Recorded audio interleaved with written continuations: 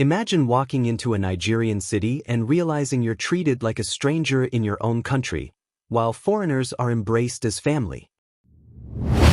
That's the reality in Kano, the heart of northern Nigeria.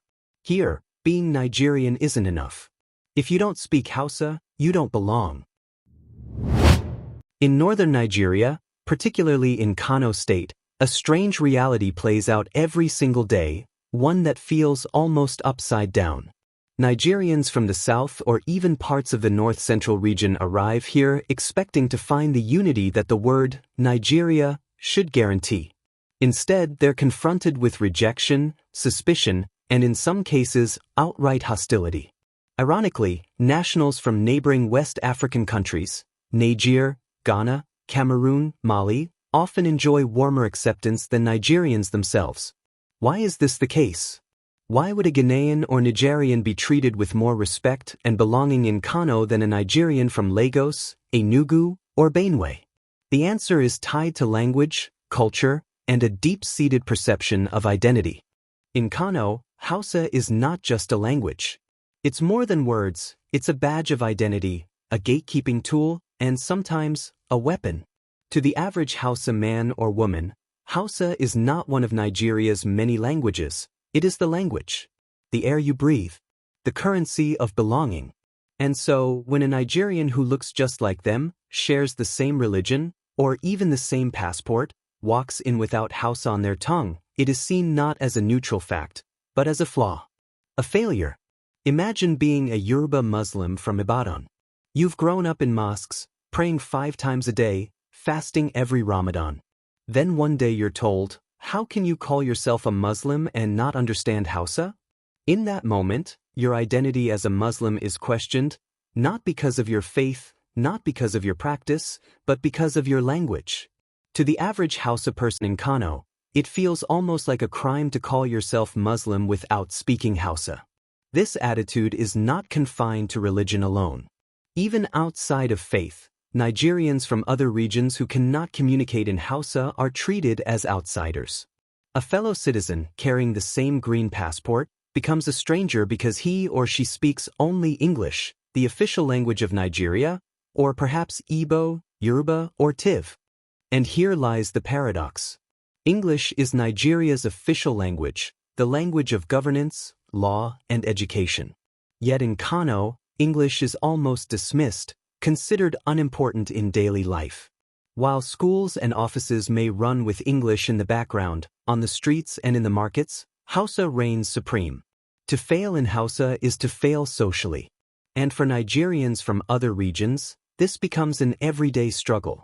Many locals even stumble when trying to express themselves in English, making communication across Nigeria's broader landscape more difficult. But I'm feeling okay. What I want, I get it on the result. I'm getting the party I want is the one going on. Thank you for that. What are you expecting from these people you voted? I'm voted, they can do what you want, and then when they want, what they want, inshallah, we'll happiness more, isn't it? But at the same time, it's important to recognize that Kano is also home to some remarkable individuals who not only speak English fluently but also celebrate its importance as a unifying tool. The late Maitama Sule, a statesman admired for his eloquence. The current Emir of Kano, Sanusi Lamido Sanusi, whose mastery of both Hausa and English commands respect across Nigeria and beyond, and the revered Islamic scholar, Shaykh Bin Uthman, all stand as shining examples of Kano indigenes who bridge the gap between tradition and modernity. They prove that being Hausa does not mean rejecting English, and that one can be proudly rooted in culture while embracing a language that unites the entire country. Against apartheid, for example, Nigeria was in the forefront. And in the liberation of countries such as Angola, Mozambique, and more recently Liberia and Sierra Leone, Nigeria's influence has been paramount. I recall with pride. Largest economy in Africa after South Africa, at current growth rates may overtake South Africa in the next decade or so. Satanity. It is backwardness. It is the retardation, my brother. Come on. You are only free with your Quran.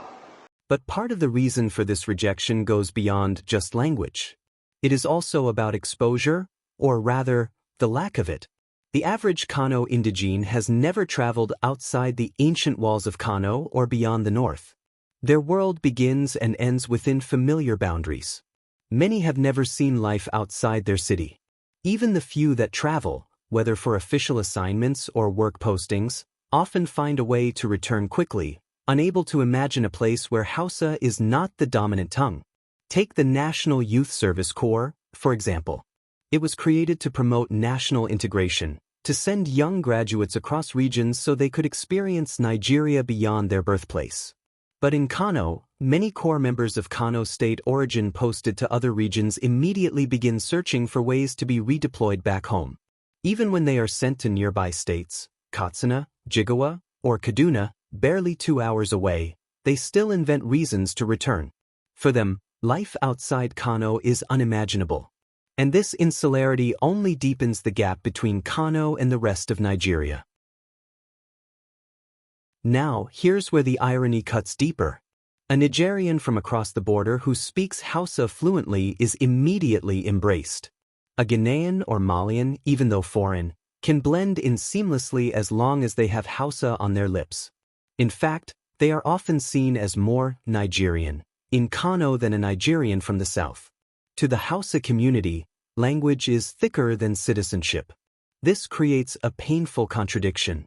While Kano rejects Nigerians who don't speak Hausa, the reverse is not true in the south.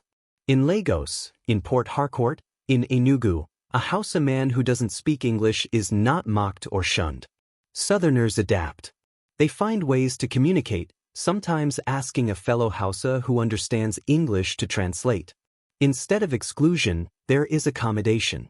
Instead of rejection, there is effort. ABK noodles. ABK noodles? Yes, that is Aboki noodles. Aboki noodles? Yeah. And how much does 2 Indomie 2 egg cost? One noodles is 100 naira. One noodles and 2 egg, 200. 2 noodles and 2 egg is 250. Like how much do they make in a day? I'd make like 20,000 or 25. Do they make? Think about that for a moment. The Hausa man in Lagos can survive without English. He is not told, "How can you live in Nigeria and not speak English?" He is allowed space, patience, and even respect. But a Yoruba man in Kano, who can't speak Hausa, is ridiculed. An Igbo woman who cannot navigate Hausa is treated as less. This unequal cultural exchange leaves scars. It tells Nigerians from outside the north that in Kano, nationality does not guarantee belonging. Citizenship doesn't earn you acceptance. Your right to be Nigerian in Kano is conditional, and the condition is simple: you must be Hausa-speaking. And yet, one must ask, what does this mean for Nigeria as a nation? Nigeria was founded on the idea of unity in diversity. Over 250 ethnic groups, multiple languages and cultures, bound by one flag. But in Kano, the reality tears at that fabric. Because when a Nigerian feels more accepted than a Nigerian, when language becomes a wall instead of a bridge, the very idea of Nigeria is put to question. This isn't to paint every Hausa person with one brush. There are many who welcome outsiders, who see Nigeria first before tribe, who value unity above language. But the prevailing culture, the everyday experiences of Southerners and North-Central Nigerians in Kano, suggest otherwise. It's a divide that runs deeper than we admit. And perhaps the biggest tragedy of all is that this discrimination goes unnoticed at the national stage. While we debate politics, elections, and the economy, we overlook the quiet exclusion that tells millions of Nigerians, "You don't belong here unless you speak like us." If unity is truly Nigeria's goal, then Kano, and indeed the whole country, must confront this reality. Because a nation that treats its own as foreigners, while embracing actual foreigners, is a nation on shaky ground. So what do you think? Should language decide who belongs in Nigeria, or should being Nigerian be enough? What's your own experience? Have you or someone you know ever felt like a stranger in Kano or anywhere else in Nigeria? Share your thoughts in the comments below. Thank you for watching. If you found this thought-provoking, don't forget to like, share, and subscribe for more.